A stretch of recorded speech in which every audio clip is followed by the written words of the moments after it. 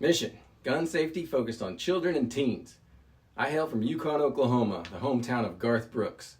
As a lifelong gun owner and hunter, I am also a card-carrying member of the National Rifle Association. My experience with the NRA began when my grandfather secured my membership for me at the age of 13. That Christmas, I received a brand new 12-gauge shotgun, the greatest gift of my youth. When my NRA welcome kit arrived in the mail a month later, complete with stickers, it marked one of the happiest moments of my life. I envisioned myself as a Lone Ranger, ready to ride out with my horse Silver and my Native American friend Tonto to embark on endless adventures in the wilds. I was on top of the world.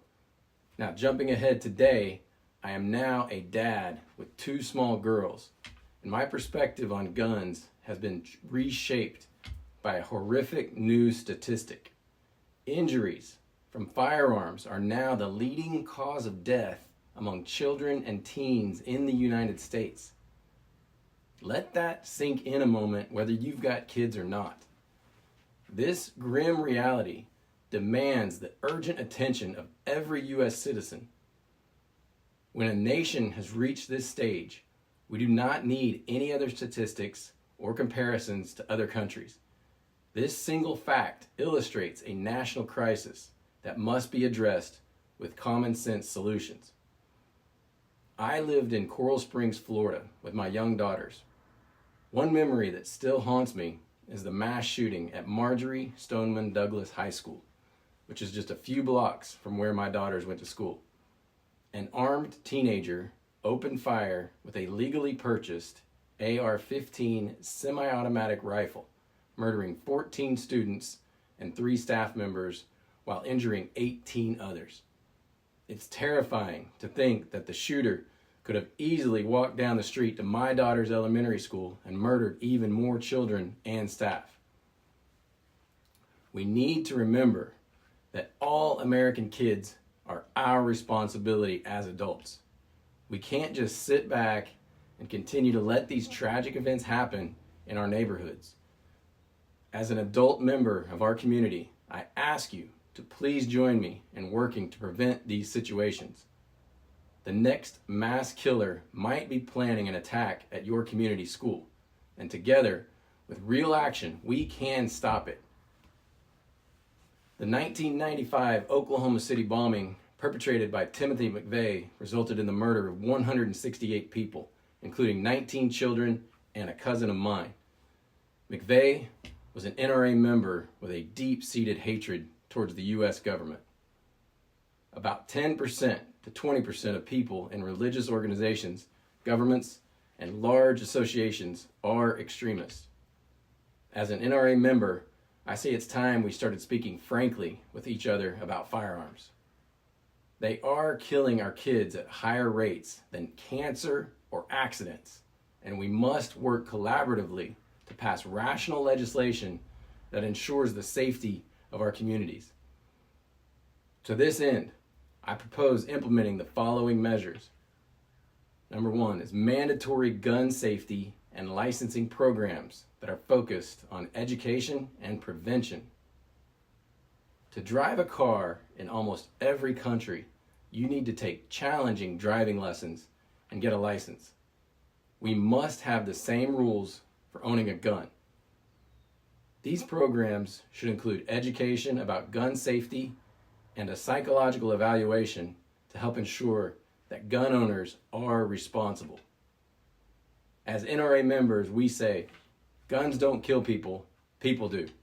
This is precisely why we need to know more about the people who own guns.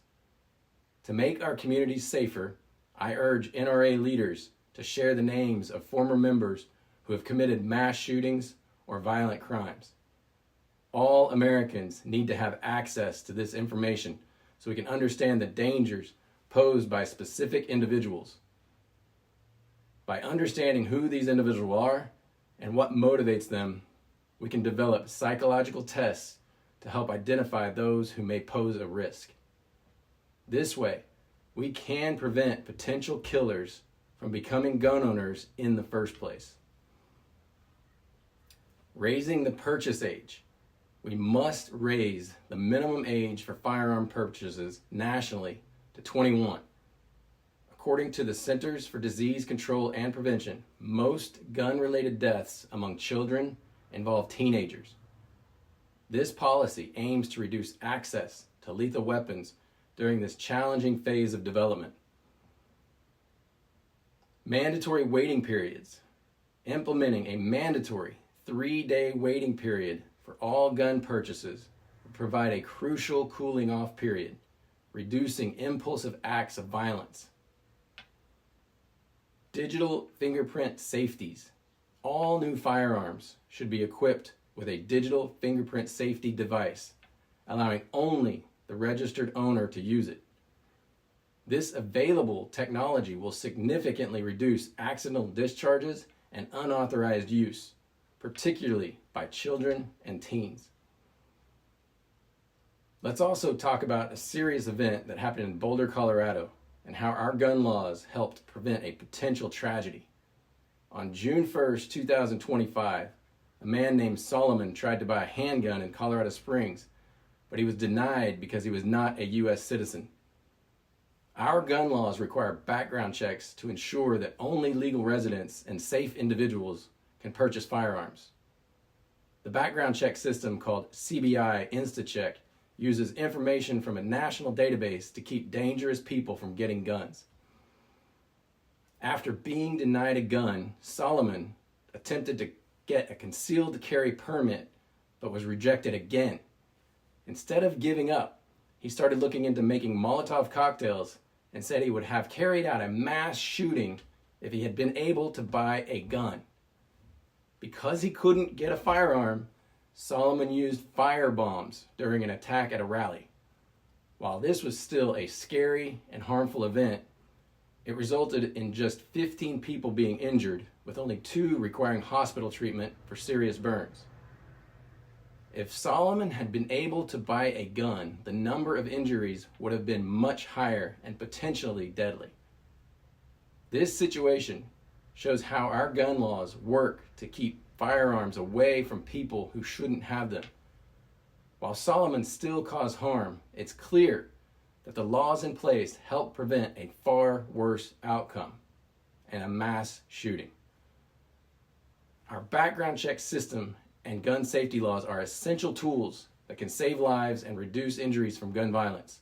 We must create and support laws that protect our communities and keep dangerous weapons out of the wrong hands. We also need to stop arguing about how to interpret the Second Amendment to make it align with our personal beliefs on whether it applies to a militia or the general public, and do something about saving our children's lives. The authors of the Second Amendment could not have anticipated the level of technological advancement in modern weapons. They wrote the amendment over 200 years ago, when slow-loading black powder firearms were the norm. Today, semi-automatic rifles allow individuals to inflict mass casualties in mere moments. Our children are dying senselessly, and this has to stop. With over 340 million people in the United States, we can no longer think of ourselves as the Wild West. We need to set limits on dangerous weapons because manufacturers will keep making them even more powerful. The only reasons to have semi-automatic and automatic rifles are for entertainment and mass shootings. And I understand the fear of needing to fight against a bad government or dictator, but the days of doing that with regular guns are long gone. Today, military forces utilize advanced technologies, including AI-driven weapons and drones. If there ever were a need to overthrow a government, it would require much more advanced weapons than just personal firearms. A tragic example of this was the situation at Davidian Ranch in Waco, Texas. The Davidians had many personal firearms, but it only took tear gas to defeat them. And they had all kinds of automatic weapons as well. Well, I believe this was a terrible accident and one of the federal government's biggest mistakes, and my heart goes out to all of those involved. It shows that regular guns are no match for a powerful military. We must draw the line on which weapons people can own.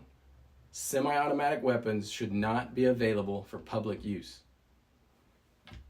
It's important for citizens to have access to manual action shotguns, rifles, and handguns for self-defense and hunting, but that should be the limit.